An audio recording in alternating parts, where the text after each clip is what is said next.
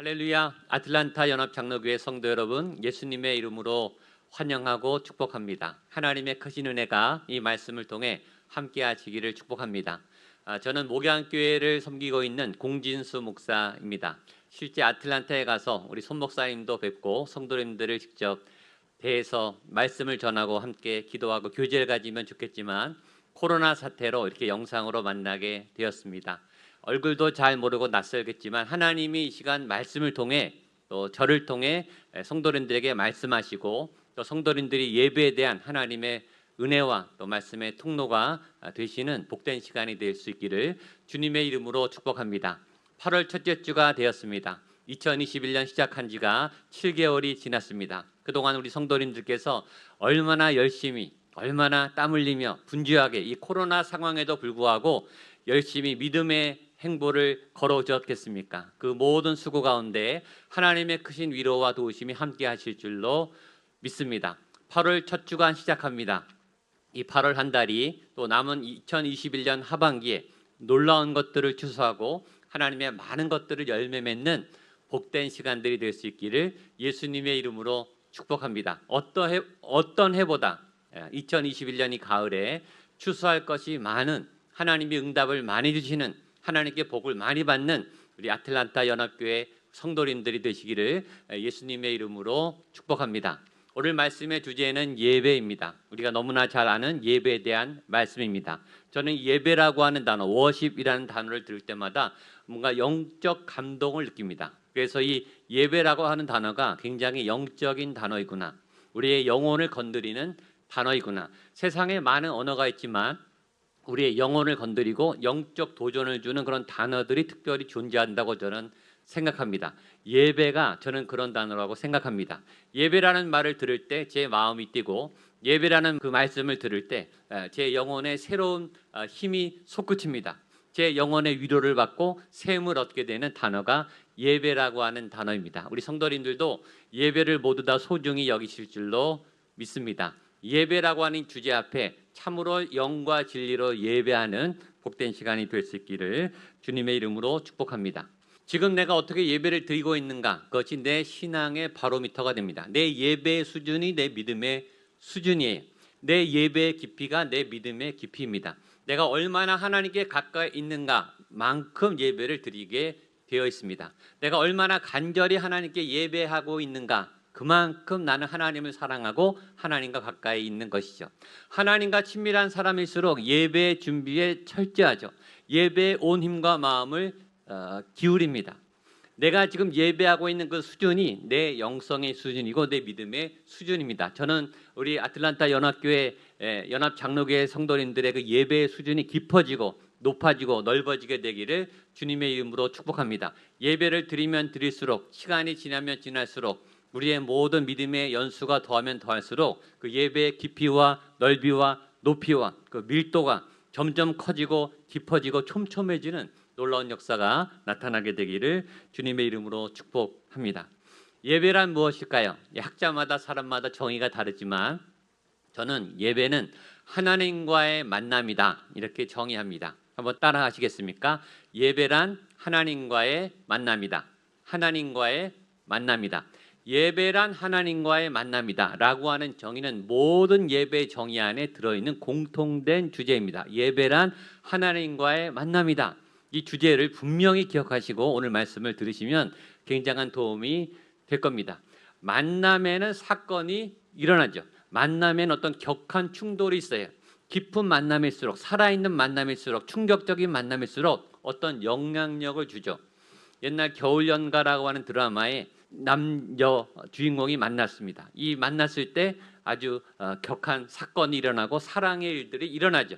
사랑하는 남자와 여자가 만날 때 사랑이라고 하는 사건이 일어나게 됩니다. 배고픈 남자가 맛있는 밥집에 들어가서 식사를 만났을 때, 맛있는 음식을 만났을 때 행복하게 음식을 먹는 사건이 일어나게 되죠. 한국에서는 우리 남자 청년들이 군대를 가지 않습니까? 저도 아들을 군대 보낸 경험이 있는데 아들을 군대 보내고 난 다음에 훈련소에 입소시킨 다음에 한 달 동안 굉장히 보고 싶더라고요. 그 한 달이 지나서 이제 훈련소 마치고 면회를 가는데 굉장히 떨리고 두근거리고 반갑고 눈물이 나고 그렇더라고요. 군대 간 아들을 만날 때 사건이 일어나죠. 죄인된 인간이 하나님을 만날 때 사건이 일어나죠. 어찌 감동이 없을 수 있겠습니까? 엄청난 감동과 엄청난 은혜가 물밀듯이 밀려오죠. 구약의 출애굽 시대에 출애굽 이후에 시내산에 하나님의 신이 강림했습니다. 여호와가 임재했어요. 그때 시내산이 진동했습니다. 당연하죠. 우리 하나님은 우주보다 크신 하나님이시기 때문에 하나님이 임재할 때 산이 떨리고 지구가 떨릴 만큼 진동이 오죠. 여러분 예배할 때 하나님의 영이 임해서 여러분의 온 몸과 마음과 영혼이 진동하는 역사가 나타날 수 있게 되기를 주님의 이름으로 축복합니다. 그때 그 하나님의 임재 현상을 보고 이스라엘 백성들이 두려워서 떨었습니다. 그러면서 모세에게 말했어요. 우리는 두려워서 저 산에 들어갈 수 없으니 모세 당신이 들어가십시오. 가서 말씀을 받아 오십시오. 그 하나님의 임재는 두려운 사건으로 나타났습니다. 하나님을 만날 때, 예배할 때 거룩한 진동이, 거룩한 떨림이, 거룩한 은혜가, 폭포수 같은 은혜가 저와 여러분들에게 나타나게 되기를 주님의 이름으로 축복합니다. 저는 목회할 때 저희 교회 예배를 디자인할 때 예배가 하나님과의 만남이다 라고 하는 이 주제 아래 이 목회 철학 안에 예배를 디자인합니다. 예배가 하나님과의 만남이다 라고 말하면 예배는 장소를 초월하죠. 예배당 안에서 영과 진리로 예배 드릴 수 있죠. 그러나 예배당 안에서 드리는 것만 예배인가? 우리 인터넷 시대, 이 코로나 시대 우리가 인터넷으로 비대면으로 예배합니다. 지금 예배드리는 그 현장, 우리 성도님들이 예배드리는 그 장소가 거룩한 성전이 되죠. 하나님은 집에서 예배할 때도 임재하시죠. 사무실에도 예배할 때도 임재하시죠. 버스를 타고 전철을 타고 기차를 타고 여행을 갈 때 길거리를 걸어갈 때 하나님은 그 자리에 역사하세요. 그것은 예배인가? 하나님을 만났다면 예배이죠. 예배는 장소를 초월합니다. 두 번째 예배는 시간을 초월하죠. 주일날 예배 시간에 예배드린 것 하나님이 역사하시죠. 그러나 예배 시간 아닐 때도 하나님을 만날 수 있는가? 만날 수 있죠. 월요일날 하나님을 만날 수 있는가? 만날 수 있죠. 아침 시간, 점심 시간, 저녁 시간 어느 때든지 예배는 시간을 초월해요. 언제든지 예배할 수 있어요. 어디서나 예배할 수 있어요. 예배는 장소를 초월하고 시간을 초월합니다. 세 번째, 예배가 하나님과의 만남이라고 할 때 예배는 대상을 초월합니다. 누구든지 예배할 수 있죠. 누구나 예배할 수 있습니다. 목회자만 예배하는 게 아니고 장로님만 예배하는 게 아니라 권사님들, 안수집사님들만 예배하는 게 아니라 모든 성도 누구나 다 예배할 수 있습니다. 하나님을 만난 그 사람이 예배자가 되는 거죠. 어린아이든 의사이든 정치인이든 종교인이든 상관없이 하나님을 만난 그 사람이 예배자가 되는 거죠. 예배는 대상을 초월합니다. 누구든지 언제나 어디서나 예배할 수 있죠. 네 번째, 예배가 하나님과의 만남이다 라고 하는 정의에 의해 예배를 하면 예배는 형식과 방법을 초월할 수 있습니다. 주일날 본당에서 오르간 연주가 있고 성가대 찬양이 있고 찬양팀의 찬양이 있고 장로님의 대표 기도가 있고 그런 모든 일련의 순서를 따라 예배가 진행되는 그런 우리 공예배를 드립니다. 물론 그때 하나님을 잘 만날 수 있죠. 그것도 예배이죠. 그러나 그것만 예배인가? 구역 예배, 순예배, 그룹에서 소그룹에서 예배하는 예배, 교회 학교에서 드리는 예배, 그 예배 시간에 하나님의 임재를 뜨겁게 경험했다. 그것은 예배이죠. 때론 장로님이 없어도, 대표 기도가 없어도, 찬양대가 없어도, 때론 설교하는 목사님이 없어도, 축도가 없어도 하나님을 만났다면 그것은 예배일 수 있다. 왜냐하면 예배란 하나님을 만난 것일 수 있기 때문에. 제가 기존의 예배를 부정하는 건 아니죠. 기존의 모든 예배도 예배이지만 예배의 범위를 확대시키는 거예요. 예배란 하나님의 만남이다. 시간을 초월하고 장소를 초월하고 대상을 초월하고 형식과 방법을 초월해서 하나님을 만나는 것이 예배의 포인트예요. 예배를 드렸는가 안 드렸는가는 하나님과의 만남에 정의되어 있습니다. 그래서 이것이 제일 중요하고 핵심이에요. 이 정의에 의하면 우리가 드리는 예배에 대한 본질을 점검할 수 있게 돼요. 내가 주일날 예배를 드렸습니다. 예배에 참석했어요. 찬양도 들었고 설교도 들었고 기도도 드렸어요. 헌금도 드렸어요. 그런데 내가 하나님을 만나지 않았다? 그것은 예배가 아닐 수도 있죠. 예배는 드렸어요. 그러나 하나님을 만나지 않았어요. 그러면 예배가 아닐 수도 있는 거예요. 예배 행위가, 예배 형식이 예배일 수 없죠. 예배에 참석한 거하고 예배를 드린 거는 다른 거예요. 예배를 드렸다고 하는 것은 내가 하나님을 만났다는 것을 의미합니다. 주일날 봉사했어요. 주일날 성가대에서 찬양을 했어요. 심지어 주일날 설교도 했어요. 대표기도도 했어요. 그러나 하나님을 안 만나고도 얼마든지 그런 행위를 할 수도 있죠. 그것은 예배가 아닐 수도 있다는 사실을 기억하셔야 돼요. 우리의 신분과 직분이, 교회 경력이, 내가 교회를 몇 년간 다녔는가, 그것이 예배를 보장해 주지 않습니다. 어제 예배했다고 오늘 예배가 보장되는 게 아니에요. 오늘 지금 여기서 하나님을 만나는 게 진짜 예배고 살아있는 하나님을 향한 예배예요. 내가 하나님을 만나는 사건, 그것이 진짜 예배예요. 저는 오늘 여러분들이 정말 하나님을 진짜로 만나는 참된 예배자가 될 수 있기를 주님의 이름으로 축복합니다. 그런 예배는 하나님의 임재와 하나님의 영광과 하나님의 권능이 나타나죠. 당연하죠. 하나님을 만나면 하나님의 권능이 임하죠. 오직 성령이 너희에게 임하실 때 너희가 권능을 받고 오라고 말씀했습니다. 우리가 하나님을 만날 때 하나님의 권능이 임해요. 저는 그렇게 믿습니다. 인간은 예배할 때 가장 행복하고 가장 사랑스럽고 그리고 가장 강력해진다. 왜? 하나님의 권능이 임하니까. 지금 이 예배를 통해 하나님의 권능이 여러분에게 흘러가게 되기를 축복합니다. 그러니까 예배드리다가 병이 나을 수도 있죠. 문제가 해결될 수도 있죠. 아이디어가 생각날 수도 있죠. 하늘의 지혜가 부어질 수도 있죠. 그런 살아있는 예배가 지금 이 영상을 통해 흘러가고 저희가 만나지는 못하지만 그러나 이 영상을 통해 메시지를 통해 하나님의 권능이 실제로 나타날 줄로 믿습니다. 저는 흔히 그렇게 비유해요. 종이 호랑이, 그림의 호랑이를 그린 종이 호랑이, 만장이 쌓여 있어요.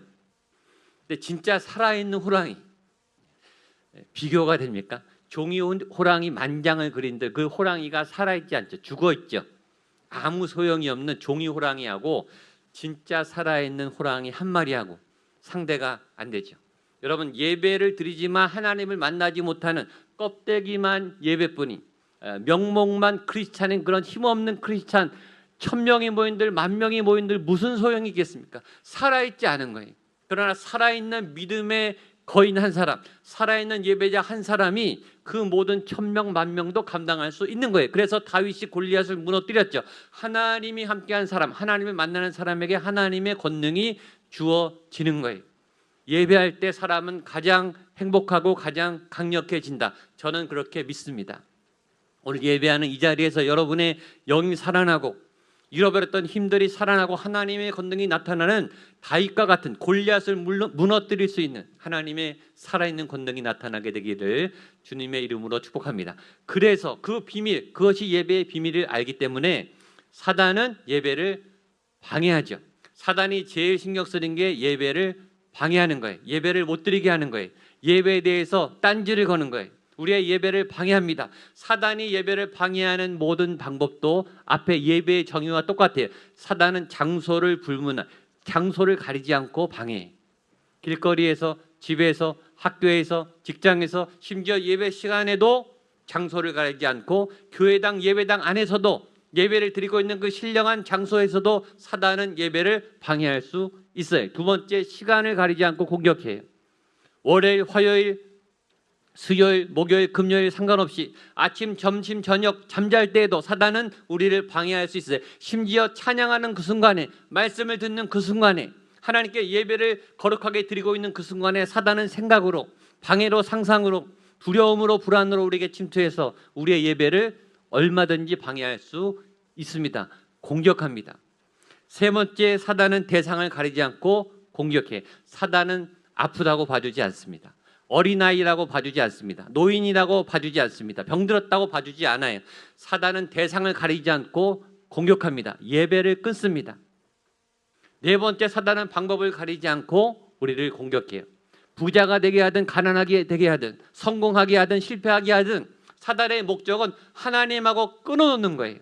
하나님하고 끊어놓으면 인간은 아무것도 아니거든요. 아무리 권력을 갖고 있다 할지라도, 아무리 돈이 많다 할지라도, 아무리 능력이 많다 할지라도 사단한테는 안 되거든요.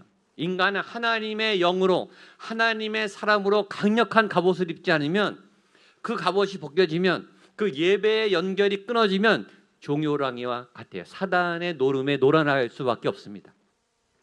한없이 약해져요. 그래서 방법을 가리지 않고 예배를 끊어놓습니다. 코로나를 통해 방해하고 여러 법들을 통해 방해하고 여러 성공과 세상의 즐거운 것들을 통해서 우리의 예배를 방해하기도 하죠. 그래서 영적 전쟁은 저는 그렇게 정의해요. 영적 전쟁은 예배 전쟁이다. 예배에 승리하면 영적 전쟁에서 승리한다. 영적 전쟁에서 승리하면 인생에서 승리한다. 믿음에서 승리한다. 그러므로 여러분 예배 드리기로 선언하십시오. 예배를 포기하지 마십시오. 목숨을 걸고 예배를 드리시고 예배의 모든 것을 걸고 하나님과의 만나는데 온 힘을 기울이세요. 우리 성도들에게 잘 얘기해. 온 마음을 다해, 온 힘을 다해 예배하라. 하나님을 만나는데 예배 순간순간 최선을 다하라. 집중하고 있지만, 하나님을 바라고 있지만 지금 더 몰입해서 더 집중해서 하나님을 만나시는 여러분들 될 수 있기를 축복합니다. 제가 우리 찬양대 성가대에다가 이런 주문을 했습니다. 성가 연습을 열심히 해서 아주 기가 막힌 멜로디로 좋은 하모니로 하나님께 영광 돌리는 찬양을 얼마든지 할 수 있죠. 그 찬양을 드린 것보다 제가 성가대에게 이렇게 주문해, 그것보다 하나님께 집중하다가 은혜가 되고 감동이 되면, 울컥하면 찬양하지 말고 그냥 우십시오. 괜찮습니다. 찬양 안 해도 괜찮습니다. 하나님에 대한 감동이 오면 찬양하지 않고 그냥 그 자리에서 껌뻑껌뻑거리고 울기만 해도 됩니다. 그것도 찬양이 됩니다. 제가 그렇게 계속 우리 성도님들에게 푸시를 하고 그렇게 예배해라 라고 압박을 줬어요. 그랬더니 제가 목양교회 부임하고 한 6개월 지나서 찬양대가 이제 찬양을 하는데 한 소프라노 자매님이 그런 감동이 온 거예요. 찬양을 하다가 성가대 찬양 순서에 찬양하다 감동이 왔어요. 그래서 목이 메었어요. 그리고 찬양을 하지 못했어요. 그리고 줄줄줄 울었어요. 찬양이 시작해서 끝날 때까지 그분은 찬양하지 못하고 울기만 했어요. 그런데 그 우는 모습을 보고 자리에 앉아있던 모든 성도님들이 다 울었어요. 여러분, 찬양을 해야 찬양입니까? 찬양을 하지 않아도 눈물만 흘려도 다 알죠. 어떤 찬양보다 강력한 찬양을 그 자매님은 드린 거예요. 수요 예배 시간에 권사님이 대표 기도하는 순간이 됐습니다. 권사님이 올라오셔서 기도를 하시는데 기도하다가 성령의 감동이 오신 거예요. 그래서 눈물이 왈칵 쏟아지었어요. 기도가 멈췄습니다. 그래도 대표 기도를 하시는 분들은 이제 마음을 가다듬고 수습을 하시잖아요. 그래서 잠시 쉬었다가 다시 하시는데 그날은 굉장히 엄청 큰 감동이 오셨던 것 같아요. 이 권사님이 다시 시도하고 다시 시도하려고 노력을 했는데 이 기도가 되지 않은 거예요. 너무너무 눈물이 벅차 올라서 그냥 기도 못하고 내려가셨어요. 근데 그 권사님의 울먹거리면서 기도를 멈춘 그 기도에 우리 성도님들이 다 울었어요. 누가 말하지 않아도 그 기도는 감동적인 기도였어요. 말해야 합니까? 기도해야 합니까? 찬양해야 합니까? 하나님의 성령의 감동이 물밀듯이 밀려 들어오면 멈추고 하나님의 그 임재를 경험하고 하나님을 만나는 그 사건이 예배가 아니겠습니까? 저도 설교하다가 가끔 울컥울컥 할 때가 있어요. 제가 전에 설교할 때 설교하고 말씀 후에 찬양하는 순간이 있었습니다. 그때 찬양이 주님 말씀하시면 이라는 찬양이었어요. 가사가 이렇습니다. 주님 말씀하시면 내가 나아가리라. 주님 뜻이 아니면 내가 멈춰 서리라. 그런데 그 찬양을 하는데 내가 멈춰 서리라 하는데 제 마음에 감동이 임했어요. 그리고 성령님이 그 시간에 저 자신을 보게 했어요. 가사는 주님이 뜻이 아니면 내가 멈춰 서리라. 근데 제가 그때 너무 많은 사역을 하고 있었거든요. 제가 주님보다 앞서서 막 제 열심으로 열심히 사역하고 있었거든요. 찬양은 내가 멈춰서리라라고 고백하는데 저는 멈추지 않고 있는 저를 그 설교 강대상 위에서 보여주셨어요. 그래서 눈물이 왈칵 쏟아졌어요. 근데 이게 한 번 눈물이 터지니까 강대상 위에서 꺼이꺼이 눈물이 흐르더라고요. 한 10분 정도를 계속 울었어요. 설교를 못하고. 근데 성도님들이 울고 있는 저를 기다려 주시더라고요. 설교 안 했다고 뭐라고 그러지 않으시더라고요. 그리고 같이 울어 주셨어요. 제 인생에 잊을 수 없는 설교의 경험입니다. 여러분, 찬양하지 않아도, 기도하지 않아도, 또 내가 설교하지 않아도 하나님의 감동이 물밀듯이 밀려 들어오면 그 순간에 머무세요. 그리고 하나님과 같이 동행하세요. 그리고 그분의 긍휼하심과 그분의 인자하심과 그분의 영광을 함께 체험하세요. 그것이 예배인 줄로 믿습니다. 오늘 성경 본문은 요한복음 4장에 있는 유명한 수가성 여인, 사마리아 여인에 대한 말씀입니다. 오늘 예배 말씀의 포인트는 이 여인의 변화입니다. 주제는 예배이고 예배를 통해 이 여인이 어떻게 변화되었는가. 변화는 우리의 예배의 목적이기도 해. 예배를 통해서 하나님을 만나서 나는 어떻게 변할 것인가, 어떻게 새 길을 걸어갈 것인가, 어떻게 새로운 한 주간을 살아갈 것인가. 놀라운 변화, 이 여인의 놀라운 변화, 예수님을 만난 이 여인, 예배가 살아난 이 여인의 놀라운 변화에 주목하셔서 이 말씀을 보시면 좋겠습니다. 먼저 우리는 이 요한복음 4장 내용을 거의 다 알고 계실 거예요. 본문이 다 읽어야 되는데 시간상 제가 짧은 본문만 읽었습니다. 먼저 우리는 이 본문을 통해 이 여인에게 몇 가지 중요한 결함이 있었다는 것을 알게 돼요. 이 여인이 굉장히 힘들고 어려웠던 처지와 상황에 있었다는 것을 알 수 있습니다. 첫 번째는 이 여인에게 상처가 굉장히 많았다. 외로움이 굉장히 많았다. 이 여인은 굉장히 외로운 여인이었습니다. 12시에 혼자서 물 길러 나올 만큼 외로운 여인이었습니다. 외로움은 인간이 이끄는 굉장히 고독한 경험이죠. 저도 캐나다 밴쿠버에서 2년 동안 이민 목회를 한 적이 있어요. 이민자들의 삶이 굉장히 외로울 때가 많이 있습니다. 이 메이저가 아니라 마이너로 살아가는 그 이민자의 삶은 저도 잠깐 알고 있어요. 제가 캐나다 밴쿠버에 처음 이민 온 첫날에 밤에 꿈을 꿨는데 이런 꿈을 꿨어요. 망망한 태평양 바닷가 같아요. 거기 외딴 섬에 홀로 제가 혼자 있더라고요. 우리 가족도 없이 저 혼자 망망대 외로운 섬에 딱 저 하나 있는데 제가 이렇게 엎어져서 울고 있어요. 울고 있는데 제가 엄마 무서워. 다 큰 어른이었는데 제가 40대 중반이었는데 엄마 보고 싶어. 나 무서워. 이민 온 첫날 캐나다 땅에 낯선 캐나다 밴쿠버 땅에 이민 온 첫날 그런 꿈을 꾸게 되더라고요. 나 홀로인 것 같은 적막함, 무서움, 두려움, 외로움.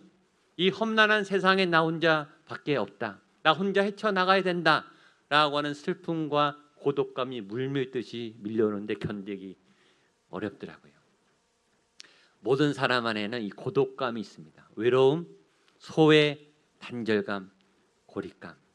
특별히 이 여인은 이런 고립감이 굉장히 강해서 혼자 다녔던 것 같습니다.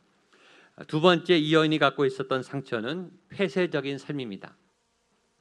그 소외감이 오래되는 사람들에게 나타나는 증상이 폐쇄감입니다. 왜냐하면 너무 혼자 지내고 다른 사람들이 나를 찾아주지 않으니까 이제 나 스스로 셧다운을 내리고 철문으로 잠그는 거죠. 이런 겁니다. 너 나한테 연락 안 해? 나도 너한테 연락 안 해. 너 나한테 전화 안 해? 나도 너한테 전화 안 할 거야. 내가 나 스스로 먼저 상대방에게 이 문을 닫아버리는 거예요. 다른 사람들이 나에게 만날 수 있는 기회를 내가 먼저 차단하는 거죠. 그것이 폐쇄입니다. 스스로 자기를 폐쇄하는 것, 자폐적인 경향이 생기는 것. 소외감과 외로움이 더욱더 깊어지게 되면 이 외로운 이 폐쇄감을 느끼게 돼요. 스스로 문을 닫는 거죠. 왜냐하면 다른 사람이 하도 나를 거절하니까 그 거절감의 상처를 당하기 싫어서 내가 미리 선수를 쳐서 내려버리는 거예요. 나 너희들한테 연락 못하게 내가 다 막아놓을 거야. 근데 이 여인은 지금 이런 상태까지 간 거예요. 자기 스스로 문을 닫고 혼자 다니기 시작합니다. 혼자 몰래 물을 뜨러 다니기 시작해요. 혼자 다니는 분들, 혼자 있는 거 좋아하시는 분들, 혼자 있을 때 편한 게 있어요. 그러나 위험합니다. 스스로를 폐쇄하신 분들 굉장히 위험할 때가 많이 있습니다. 세 번째, 이 여인은 성경에서 이름이 등장하지 않아요. 그냥 여인으로 등장합니다. 이름이 없다는 것은 무슨 의미일까요? 존재감이 없다는 거죠. 내 존재가 없어요. 이 여인은 존재감이 없는 여인. 나라고 하는 존재에 대한 자신감이 없는 여인. 또 이 여인의 문제는 어떤 선입감과 원망과 탓이 많았다는 거예요. 핑계가 많았어요. 이 여인은 나는 여자니까요, 나는 사마리아인이니까요, 나는 예배를 다른 데서 드려야 되니까요 라고 하는 변명과 핑계가 많았어요. 이렇게 탓을 하는 사람이 많죠. 이것은 누구 탓이다, 너 때문이다, 이 사람 때문이다, 이 이유 때문이다. 못할 이유가 널려 있어요. 잘못 안 될 이유들이 너무나 많아요. 그리고 그 사람들을 원망해, 그 원인과 이유들을 원망하고 설명해요. 그러면서 분노가 끓어오르죠. 내가 할 수 없었던 것들을 하는 사람에게는, 내가 가지지 못한 것을 가진 사람들에게는 한없는 분노와 원망이 들끓어 올라요. 화가 치밀어 오릅니다. 내가 소외되고 내가 단절되고 내가 거부된 것을 갖고 있었던 그 사람들에게는 굉장한 적개심과 분노가 올라오는 상태, 이 여인의 상태입니다. 또 하나 이 여인의 상태는 좌절된 꿈이 있어요. 이 도움과 이 여인을 도와줄 수 있는 네트워크가 하나도 없었다는 거예요. 그래서 이 네트워크가 끊어진 상태예요. 위험에 빠진 상태도 위험하지만 더 위험한 것은 위험이 빠졌을 때 도와줄 네트워크가 없는 것이 더 위험한 거죠. 자, 밤에 복통이 일어나서 아파요. 갑자기 아프기 시작했어요. 근데 약이 없어요. 위험한 상황도 위험한데 도울 통로가 없을 때는 더 위험해지는 거죠. 자, 아프기 시작했는데 응급실에 가야 되는데 갈 병원이 없어요. 그러면 더 위험하겠죠. 응급실에 가긴 갔는데 마침 의사가 없어요. 그럼 더 위험해지죠. 의사가 와서 진단을 했는데 진단이 잘 안 나와요. 진단은 나왔는데 처방이 없어요. 말기암 4기라고 나와요. 위험에 처했는데 도움을 받아야 되는데 그 도움이 없을 때는 위기가 더 큰 위기로 빠지게 되죠. 이 여인이 딱 그런 상태입니다. 지금 도움을 받아야 되는데 주변에 네트워크가 하나도 없어요. 나 도와달라, SOS 할 만한 사람이 아무도 없어요. 전화해서 연락해서 나 좀 도와주십시오, 나 좀 위로해 주십시오, 나 좀 상담해 주십시오 라고 말할 사람이 아무도 없는 사람은 정말 위태로운 사람이죠. 우리 성도님들 중에 우리 교회 가운데 그런 분들이 한 분도 없게 되기를 축복합니다. 그 다음으로 이 여인의 문제는 삶의 방향 감각을 잃었다는 거예요. 이 여인은 굉장히 열심히 최선을 다해 살았던 여인입니다. 이 여인은 정말 죽을 힘을 다해, 온 힘을 다해, 최선을 다해 열심히 살았던 여인이에요. 제가 퀴즈를 내볼게요. 우리 성도님들 맞춰보세요. 이 여인이 정말 최선을 다해서 열심히 살았다라고 하는 단서가 있는 증거가 본문 가운데 어디 있습니까? 눈치채신 분이 계실 것 같은데, 이 여인이 결혼을 5번이나 했죠. 5번하고 지금 6번째 남자랑 살고 있습니다. 흔히 결혼은 몇 번 하는 거죠? 여러분, 결혼은 몇 번 하는 겁니까? 결혼은 한 번 하는 거죠. 결혼은 왜 한 번 하는지 아세요? 저는 가정사역을 전공했어요. 결혼은 왜 한 번 해야 되는가? 2번 하면 힘들어지기 때문입니다. 결혼은 2번 하면 어려워져요. 3번 하면 더 어려워집니다. 요새 이혼이 많아요. 사랑하는 남과 여가 결혼해서 잘 살다가 헤어질 수 있습니다. 큰 상처가 남죠. 한번 이혼한 사람이 재혼하지 않고 혼자 사시는 분도 많아요. 왜냐하면 첫 번째 결혼의 상처가 굉장히 크기 때문에. 근데 요새는 이혼한 분이 많으니까 그럴 수 있다고 이해를 해줍시다. 자, 첫 번째 결혼했어요. 실패했어요. 근데 다시 도전을 해요. 재혼을 했어요. 2번째 결혼을 했다고요. 그런데 그 2번째 결혼도 실패를 했어요. 자, 3번째 여러분 같으면 결혼하시겠습니까? 저 같으면 안 할 것 같아요. 이 2번만 해도 너무너무 힘들고 상처를 많이 받았기 때문에 3번째 엄두가 잘 안 날 것 같아요. 근데 이 여인은 3번이 아니고 3번, 4번, 5번을 넘어서 지금 6번째 남자하고 결혼해서 살고 있습니다. 저는 이 여인에게 박수를 쳐주고 싶어요. 정말 대단한 여인이, 포기할 줄 모르는 여인, 집념이 강한 여인, 어떻게든 내 인생의 행복을 차지해 보리라 라고 정말 최선을 다해 몸부림치며 살아내려고 발버둥치는 정말 불쌍한 여인입니다. 노력을 굉장히 많이 하는 여인이, 집념이 강한 여인이, 신념이 강한 여인이. 문제는 그런데 그 6번째도 답이 없다는 거죠.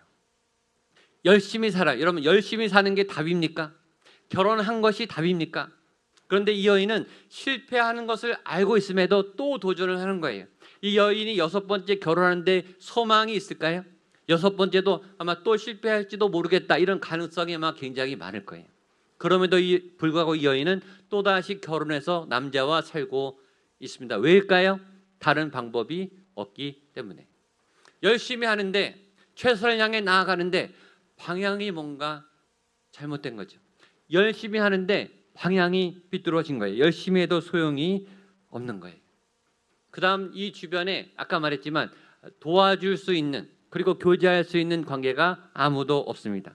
남편도 없고 이웃도 없고 친구도 없고 가족도 없고 교회도 없고 직장도 없고, 이 여인 옆에 아무도 없어요. 여러분 옆엔 누가 있으신가요? 한 분이라도 있으신 분들은 하나님께 감사하게 되기를 축복합니다. 옆에 누군가 있어야 되는, 사람은 관계적인 존재, 만남이 있는 존재여야 하는 거죠. 이 여인은 정말 총체적으로 문제가 많습니다. 성적으로, 민족적으로, 신분적으로, 가정적으로, 종교적으로, 몸과 마음과 관계와 사회와 종교, 모든 것이 다 단절된, 다 끊어져 버린, 모든 것이 메말라 버린 아주 가련하고 불쌍하고 처절한, 그런데 열심히 살아가는 여인입니다. 그런데 이 여인이 속으로는 그렇게 죽어가고 있는데, 본인도 아마 알 거예요. 내가 죽어가고 있구나. 이러다 죽겠구나. 내 인생이 총체적으로 망가지고 있겠구나. 그런데 방법은 없구나. 그런데 이런 사람들이요, 속은 죽어가는데 겉은 또 멀쩡합니다. 겉은 그냥 아무 문제가 없는 것처럼 살아요. 이 여인의 모습 속에 현대를 살아가는 우리의 모습이 다 들어 있어요. 이 여인의 문제는 다른 사람의 문제가 아니라 우리의 문제입니다. 자, 이제 이렇게 문제가 많은 여인을 예수님이 회복시켜 주시러 다가가십니다.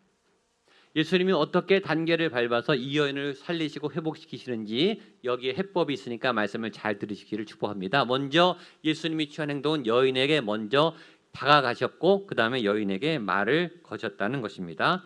요한복음 4장 7절 말씀을 같이 한번 읽겠습니다. 시작. 사마리아 여자 한 사람이 물을 길러왔음에 예수께서 물을 좀 달라 하시니. 상처가 너무 많은 사람들은 남에게 쉽게 다가가지 못합니다. 그리고 도와달라고 말조차 할 수 없습니다. 그리고 다른 사람들이 다가가 줘야 합니다. 구덩이에 빠진 사람, 물에 빠져서 죽어가는 사람, 스스로 빠져나올 수 없죠. 다가가서 도와주고 건져줘야 합니다. 외로운 사람에게는 다가가서 말을 걸어줘야 합니다. 제가 기러기 아빠 생활을 한 4개월 한 적이 있어요. 기러기 아빠 처음 생활할 때는 좀 편하고 좋더라고요. 자유다. 이제 아내도 멀리 떨어져 있고 자녀들도 떨어져 있고, 이제 혼자 마음껏 하고 싶은 거를 한다. 자유다. 좋다. 이렇게 신나는 시간이 한 2, 3주니까 끝나더라고요. 그 다음에 외롭더라고요. 특별히 어떨 때 외롭냐면 생일날 외로워요. 생일날. 그 다음에 명절날 외롭고, 그 다음에 어린이날, 우리 아이들하고 같이 지내는데 어린이날 외롭고, 어버이날 외롭고. 저는 그때 알았어요. 이 외로운 사람들은 좋은 날, 다른 사람들이 행복한 날 더 힘들구나. 그걸 그때 알았어요. 기러기 아빠 생활하니까 이제 밥 먹는 게 혼자서, 혼밥이라고 하죠. 혼자서 밥 먹는 거. 요즘 싱글족들은 혼밥도 잘하고, 저도 혼밥 잘 하는데, 혼밥을 잘하고 즐기다가도 누군가 밥 먹고 싶을 때가 있지 않습니까? 같이 밥을 먹고 싶고 얘기하고 싶고 같이 다른 음식도 시켜서 먹고 싶을 때가 있는데, 그날도 제가 혼밥을 하고 있었어요. 식판에다가 밥을 들고 혼자서 처량하게 밥을 먹고 있었는데, 어느 아는 분이, 성도님 분이 식판을 갖고 와서 제 앞에 딱 앉아서, 목사님 혼자 밥 먹고 계시네요. 저랑 같이 식사하시죠? 라고 저한테 다가와서 말을 다 건네주시더라고요. 제가 그때 눈물이 왈칵 쏟아질 뻔했습니다. 외로운데 혼자 있는데, 남에게 다가가기 어려운데, 내가 그렇게 말하기도 어려운데 누가 먼저 알아서 다가와 주니까 굉장히 고맙더라고요. 외로운 사람들은 누군가 먼저 다가와서 말 걸어주기를 굉장히 기다리고 있습니다. 그런 분들이 주변에 계십니까? 다가가셔서 말을 걸어주시면 좋겠습니다. 그런데 이 여인은 펄쩍 뜁니다. 놀라요. 속으로는 도움을 요청하면서도 겉으로는 밀쳐냅니다. 이게 상처 많은 사람들의 특징이에요. 속으로는 좋지만 겉으로는 아니라고 반대말하면서 밀쳐내. 당신이 남잔데 당신이 유대인인데 왜 사마리아 여인인 나에게 말을 거느냐? 이게 상처 많은 사람들의 특징이죠. 속마음을 그대로 표현하지 않고 반대말로 막 해요. 근데 예수님이 물 좀 달라라고 말을 했어요. 물은 이 여인의 지금 관심사입니다. 이 여인이 지금 물을 뜨러 왔어요. 홀로 몰래 도망다니면서도 물은 떠야 되니까 물이 목적이고 물의 필요 때문에 지금 나타난 거예요. 그런데 예수님이 물에 관심을 갖고 물 좀 달라는 말을 걸어 주셨어요. 이런 거죠. 예수님이 우리가 관심 있는 부분에 공감의 말을 해주신다. 공감적 언어는 그래서 굉장히 중요하죠. 너 자녀에게 관심 있니? 나도 관심 있어. 너 건강에 관심 있니? 나도 그래. 너 돈에 관심 있니? 나도 그래. 너 믿음에 관심 있니? 나도 그래. 예수님이 관심이 없는 게 어디 있습니까? 예수님이 온 세상 만물을 다 만드셨고 다 아시는데 예수님은 다 관심 있으시죠. 예수님은 여러분의 아픔에, 여러분들의 현실에, 여러분의 필요에 관심이 아주 많으세요. 두 번째, 예수님은 그 물에 대한 정답을 주십니다. 우리 14절 15절 말씀 같이 한번 읽어보겠습니다. 14절 15절입니다. 시작. 내가 주는 물을 마시는 자는 영원히 목마르지 아니하리니 내가 주는 물은 그 속에서 영생하도록 솟아나는 샘물이 되리라. 여자가 이르되 주여 그런 물을 내게 주사 목마르지도 않고 또 여기 물기르러 오지도 않게 하옵소서. 아멘. 예수님이 말합니다. 예수님이 여인의 물에 대한 문제에 대한 정답, 해답을 주세요. 예수님이 말씀하세요. 네가 그 물을 뜨는데 너는 또 목마르게 될 거야. 네가 돈을 벌어도 또 목마르게 될 거야. 네가 자녀 문제를 해결해도 그 문제는 또 목마르게 될 거야. 그런데 내가 주는 물은 다른 물이야. 내가 주는 물은 그 속에서 솟아나서 영생하도록 솟아나서 다시는 목마르지 않는 그 물을 먹어야 돼. 예수님이 풀어주는 자녀의 문제, 예수님이 풀어주는 돈의 문제, 예수님이 풀어주는 건강의 문제에 대한 해답을 여러분들이 얻어가서 자유하게 될 수 있기를 축복합니다. 예수님은 모든 문제에 답을 갖고 계세요. 예수님께 물어보시고 예수님께 답을 얻어가게 되기를 주님의 이름으로 축복합니다. 그런데 이런 물에 대한 대화를 하고 있을 때 예수님이 먼저 16절 말씀, 남편에 대한 얘기를 하십니다. 16절 말씀 같이 읽어보겠습니다. 시작. 이르시되 가서 내 남편을 불러오라. 저는 예수님의 입에서 남편이란 말이 나왔을 때 이 여인이 정말 창피하고 놀랐을 것 같아요. 굉장한 충격과 쇼크를 받았을 거라고 생각합니다. 왜냐하면 남편의 문제는 이 여인이 정말 말하고 싶지 않은 상처이죠. 이 여인의 실패의 실패죠. 이 여인의 가리고 싶은 수치죠. 어느 여인이 남편이 5이고 6이었다라는 사실을 공개하고 싶고 했어요. 이 저 밑바닥에 꼭꼭 숨겨놓은 이 여인의 상처요 비밀인데 예수님이 그걸 더 건드리세요. 남편을 불러오라. 예수님이 때로 예배 때 우리의 상처를 건드리세요. 아픈데 건드리세요. 근데 예수님이 건드리시는 거는 치유하시려고 건드리는 거니까 예수님이 남편을 불러오라. 우리의 상처를 건드리시면 내 주님 여기 있습니다. 이렇게 상처를 내놓고 치료받으시는 여러분 되시기를 축복합니다. 이 여인이 대답해요. 나는 남편이 없습니다. 거짓말이기도 하고 참말이기도 해요. 남편이 6명이었죠. 그럼 많은 거는 없는 겁니다. 하나라도 제대로 있지 않은 거는 없는 거예요. 남편은 하나면 충분합니다. 근데 이 여인은 5명, 6명이었어요. 여러분 많은 거는 없는 거예요. 너무 산만하게 많은 것은 없는 거예요. 제대로 하는 게 하나도 없는 걸 수 있어요. 예수님이 인정했어요. 네 말이 옳다. 그러나 지금 남편도 제대로 된 남편이 아니다 말씀하죠. 그런데 그 다음에 놀라운 반전이 있습니다. 자 보십시오. 처음에 물에 대한 얘기를 했어요. 그 다음에 예수님이 남편에 대한 문제를 꺼냈습니다. 근데 이 여인이 하기 싫은 이 남편의 문제를 꺼내서 얘기를 하고 있던 도중에 이번에는 여인의 입에서 이런 말이 나옵니다. 예배에 대한 말이 나와요. 19절과 20절 말씀 같이 한번 보겠습니다. 19절 20절 시작. 여자가 이르되 주여 내가 보니 선지자로소이다. 우리 조상들은 이 산에서 예배하였는데 당신의 말은 예배할 곳이 예루살렘에 있다 하더이다. 신기하지 않습니까? 처음에 물 문제를 얘기했어요. 그 다음에 조금 더 내면의 문제, 심리적인 문제로 남편의 문제를 얘기했어요. 그러다가 이 여인의 그 깊은 심리적인 문제, 관계의 문제를 다루다가 이 여인의 더 깊은 곳에 있었던 궁금한 더 속 깊은 내용, 예배에 대한 얘기. 자, 물의 문제는 표면적인 문제고 남편의 문제는 관계적인 심리적인 문제고요. 예배는 영적인 문제죠. 네. 표면적인 문제, 심리적인 문제 밑에 영적인 문제가 있었다. 물의 문제 같지만 영적인 문제였다. 남편의 문제 같지만 영적인 문제였다. 이 여인이 점점 심층 심리로 들어가죠. 저 깊은 곳에 이 여인은 영적인 갈망이 있었다라는 것을 찾게 돼요. 주님은 놀라운 상담자세요. 주님은 놀라운 치료자세요. 순식간의 대화를 통해서 이 여인의 깊은 내면의 갈망을 찾아 가셨습니다. 그때 예수님께서 예배에 대한 그 유명한 말씀을 해주십니다. 우리 23절, 24절 말씀 여러분 잘 아시죠? 같이 한번 읽겠습니다. 큰 목소리로 읽겠습니다. 시작. 아버지께 참되게 예배하는 자들은 영과 진리로 예배할 때가 오나니 곧 이때라. 아버지께서는 자기에게 이렇게 예배하는 자들을 찾으시느니라. 하나님은 영이시니 예배하는 자가 영과 진리로 예배할지니라. 아멘. 하나님은 영이시니 여러분도 영으로 예배하고 예배의 본질을 회복하고 예배를 통해 믿음과 영성을 회복하는 놀라운 은혜와 역사가 나타나기를 축복합니다. 그런 예배의 본질에 대한 말씀을 하셨습니다. 자, 그 다음 말씀이 중요해요. 25절, 26절 말씀 보겠습니다. 25, 26절 시작. 여자가 이르되 메시아 곧 그리스도라 하는 이가 오실 줄을 내가 아노니 그가 오시면 모든 것을 우리에게 알려주시리이다. 26절 예수께서 이르시되 내가 말하는 내가 그라 하시니라. 자, 물의 문제, 남편의 문제, 예배의 문제, 그 밑에 이 여인 안에 메시아에 대한 질문, 메시아에 대한 갈망이 있어요. 메시아가 오시면 다 해결이 된다 하더리이다. 그때 예수님이 말씀하셨어요. 내가 그니라, 내가 메시아니라. 이 여인이 예수님을 그 자리에서 만난 거죠. 메시아로 만난 거죠. 하나님으로 만난 거예요. 예배의 정의가 뭐라고요? 예배는 하나님과의 만남이다.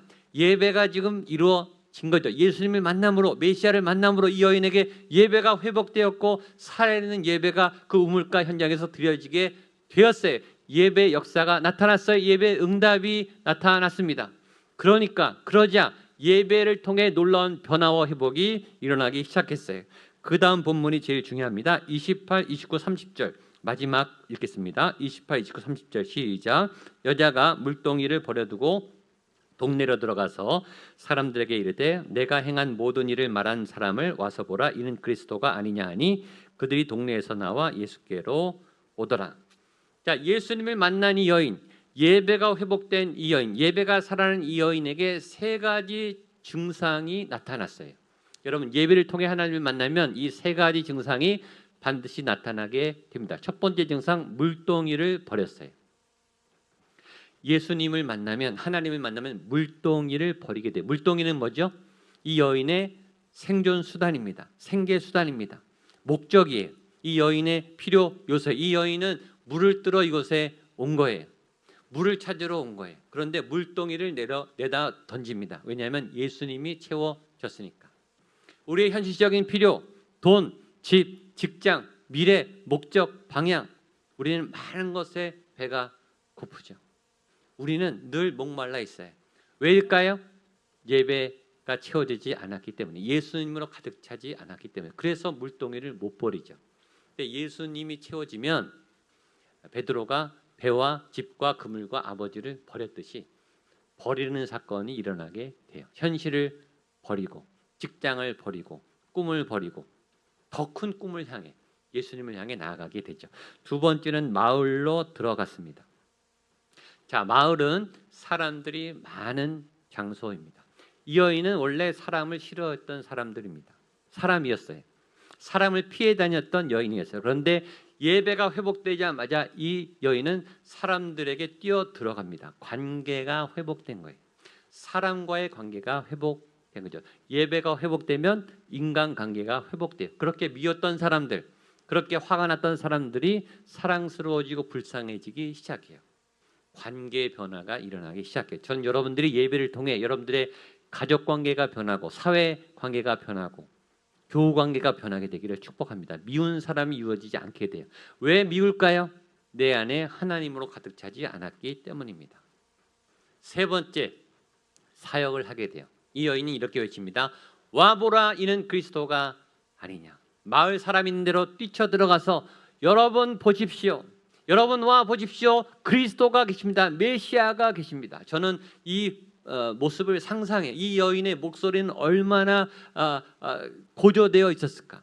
이 여인은 얼마나 힘차게 외쳤을까? 이 여인의 표정은 얼마나 밝을까? 예수님을 만난 광채로 밝았겠죠. 그러면서 사람들에게 와 보십시오. 여러분 내게로 가까이 오십시오. 그리스도가 계십니다. 나처럼 여러분도 그리스도를 만나십시오. 세 번째, 이 여인은 사역을 해요. 전도를 하죠. 여러분 놀라운 게 있어요. 예수님이 시켰나요? 예수님이 시키지 않았어요. 자기가 좋아서 뛰쳐 들어가서 전도를 한 거예요. 이게 사역이죠. 너무 좋아서, 너무 행복해서, 예배를 해서 하나님을 만나니까 너무너무 행복해서 본인 스스로 사역을 하기 시작해요. 물동이를 버리게 되고 사람들과의 관계가 변해서 사람들이 좋아지기 시작하고 사람들이 사랑스러워지기 시작하고 그리고 열심히 사역하고 봉사하는 사역자가 됩니다. 여러분 이것이 예배의 능력이에요. 예배의 놀라운 열매예요. 저는 아틀란타 연합장로교회 모든 성도님들이 매주일 이런 강력한 예배, 살아있는 예배, 주님을 만나는, 하나님을 만나는, 그리고 변화되는 놀라운 권능을 힘입는 놀라운 예배자가 될 수 있기를 주님의 이름으로 축복합니다. 매주 예배 드릴 때마다, 새벽 기도 드릴 때마다 이런 놀라운 폭발적인 성령의 역사와 불이 많은 하나님의 역사와 권능이 우리 손 목사님 말씀을 통해, 찬양대 찬양을 통해, 우리 성도님들의 간증과 또 예배자의 삶을 통해 나타날 수 있게 되기를 주님의 이름으로 축복합니다. 건강하시고 또 예배 가운데 승리하시고 믿음 안에 잘 지내시고 나중에 시간이 되고 기회가 되면 다시 만나서 우리 대면 예배로 만날 수 있으면 좋겠습니다. 같이 한번 기도하겠습니다.